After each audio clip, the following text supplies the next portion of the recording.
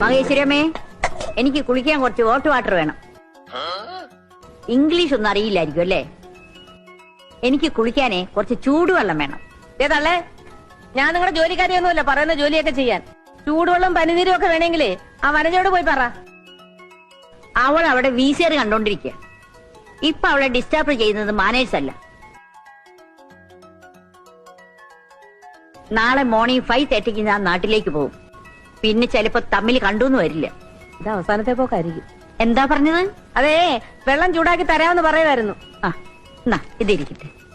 എന്നെ സർവീസ് ചെയ്യുന്നവർക്ക് ഞാൻ എപ്പോഴും സംതിങ് കൊടുക്കാറുണ്ട്. എടുത്തോണ്ട് പോ. എടി, എന്റെ തനി സ്വഭാവം നിനക്കറിയില്ല. ഞാൻ നിന്നെക്കാളും വളരെ വളരെ മോശാടി.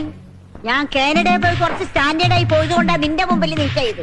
നീ എന്റെ തലയിൽ കയറിയിരിക്കാൻ വന്നാലുണ്ടല്ല, അടിച്ചു തന്നെ ഷേപ്പ് ഞാൻ മാറ്റിയിരിക്കുള്ളേ.